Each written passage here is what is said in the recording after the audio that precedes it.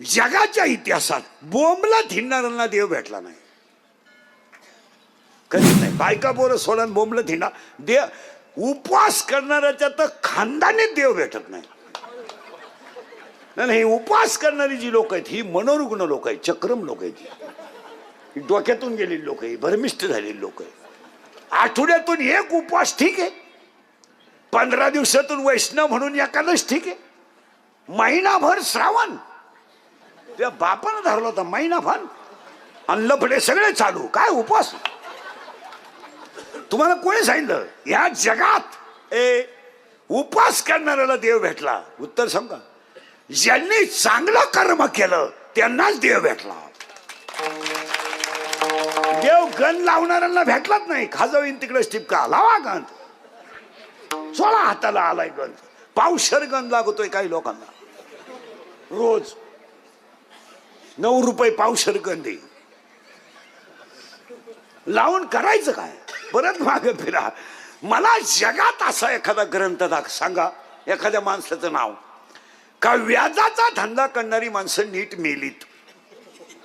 इथं 2-4 जण आहेत. तुम्ही गंध किती लावा तुमचं वाटोळच होणार. तुम्ही म्हणाल महाराज सोडून नंगाट का बोलला? 16व्या अध्यायामध्ये बारीक आहे का, 16व्या अध्यायात 473 ओव्या आहेत, 473. आणि 473 ओव्यांमध्ये 2च संपत्ती आहेत, दैवी संपत्ती आणि आसुरी संपत्ती. पण दैवी संपत्तीचे 26 गुण आहेत आणि आसुरी संपत्तीचे 6 गुण आहे. पण ओव्यांचा जर अभ्यास केला ओव्यांचा तर दैवी संपत्तीच्या ओव्या कमी आहेत आणि आसुरी संपत्तीच्या ओव्या जास्त आहेत. अध्याय उचका, मी आहे इथं आनंद ज्ञानेश्वरी उचका, कधीच नाही करणार. जेवढी कोट्याधीश लोक झाली, कोट्याधीश, एकही माणूस आतापर्यंत घरी मिळाला नाही. हॉस्पिटललाच मारणार आणि मारताना त्यांच्याजवळ 3 जणच असणार, डॉक्टर, कंपाऊंडर आणि नर्स. आणि 3घांनाही माहित नाही हा कधी मिळालाय. तरी क्लिप पडली, त्यांना तीव्र झटका आला. येणार ते मृत्यूशी 2 महिने झुंज देत होते. झुंज? तो काय बिबट्या होता का झुंज? ते झुंज नव्हते देत, ते गरीबाचा तळतळाट भोगीत होते. म्हणून एक ओवी सांगतो, ओव्या माझ्याकडे सकाळपर्यंत घ्या, पटलं तर हा म्हणायचं. फक्त मोबाईल बंद कर रे, बंद कर रे, बाजूला जाय. कर्म हाच देव. तुमचं काय मत आहे? मग मीराबाई साहेबांनी कर्म केलं म्हणून देव भेटला. कर्म हाच देव आहे. पखवात प्रामाणिकपणे वाजवा, देव आहे. गायन मनापासून करा, देव आहे. कीर्तन बिंबीच्या देठापासून करा, देव आहे. नोकरी इनामदारीनं करा, पगारावरच भागवा. अरे पगाराला हातच लावे ना तू, वरच्या वर स्लॅब टाकी तो आणि ईडी पोरं पैदा करून गाव बिघडून देतो. कशाला करू? ज्या नोकरीवाल्यांनी नोकरीला असताना टक्का काढला, म्हणजे 2% कशातही, घरकुलात, मुतारीत, बाथरूम मध्ये, त्यांची अवस्था रिटायर झाल्या अशी आहे. येडे होऊन येणार त्या गावात. कुत्रीचा मुका घे, बोकड्या बस, एकटेच बोला त्या, एकटेच हसा त्या, काही करतील ते, काही बी. तो तळतळाट आहे.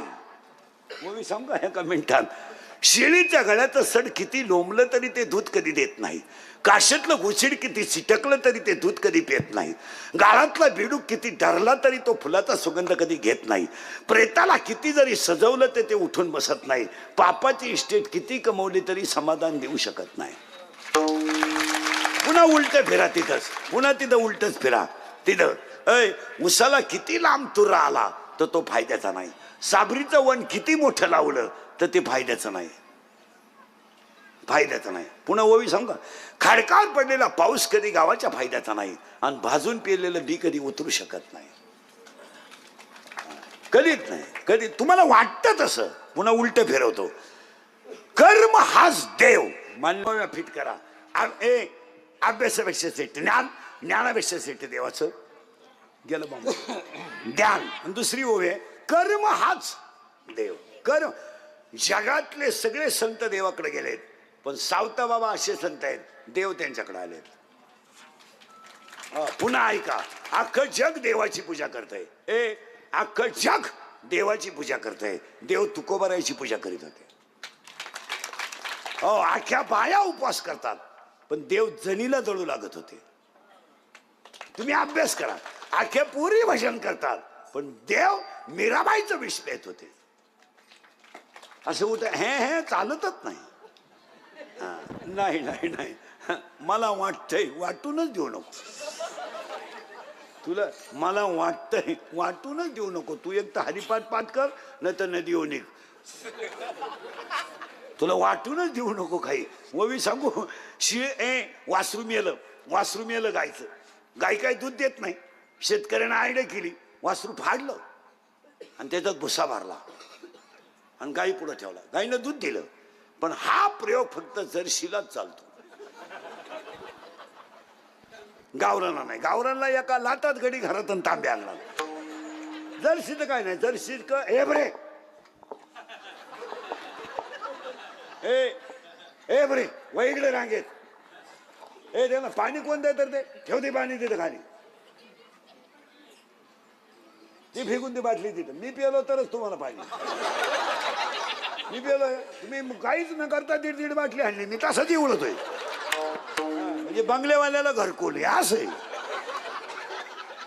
माझा जीव चाललाय आडू आडून. त्यांनी बाटल्याच्या बाटल्या कमायच्या. म्हणजे रोजगार हमी काम कमी, निम्यात तुम्ही हमी. विठाला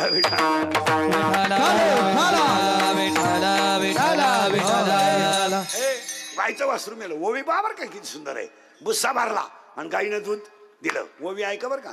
सत्याचा भोकसा काढला, आत तृण वटा भरला. ज्ञानोबा म्हणजे सत्य काढलंय आणि आज भुसा भरलाय. आता हीच ओवी महाराज मंडळीसाठी, हीच ओवी 16व्या अध्यायात आहे. अशीच वासराचा उगामा ठेवून या गाई पुढे. वासराचा भोत गाई पुढे ठेवून जो दूध काढतो त्याला बुद्धिमान म्हणावा, असं 16वा अध्याय म्हणतो. पण तुम्ही म्हणाल असं का? त्याचं उत्तर आहे वासरू खोट आहे पण पाना खरा आहे. वासरू खोट आहे पण दूध खरं आहे. जग खोट आहे पण संतन ग्रंथ खरे आहेत. हे त्याचं ओळीचं उत्तर आहे. परत थोडं मागं फिरायचं. 3 ओव्या क्लिअर झाल्या. आता पुढची ओळी. अभ्यासापेक्षा श्रेष्ठ ज्ञान, ज्ञानापेक्षा श्रेष्ठ देवाचं ध्यान, आणि कर्म हाच. शेतकऱ्यानं एकच काम करायचं. काय करायचं? 18व्या अध्यायामध्ये 880 नंबरची ओवी आहे. किंबहुना कृषी जिने गोधने वर्तोन जियावे. त्यानं गाय पाळायची, बैल पाळायची. नोकरीवाल्यानं इनाम, काट्या दुकानदारानं व्यापार काट्याला झटका न मारता कमवायचा. आत्तापर्यंत जेवढे किराणा दुकानदार झाले, अख्ख्या दुकानदारांनी आत्तापर्यंत आजच्या तारखेपर्यंत प्रत्येक माणूस 5 ग्रॅमला खाला. किलो माग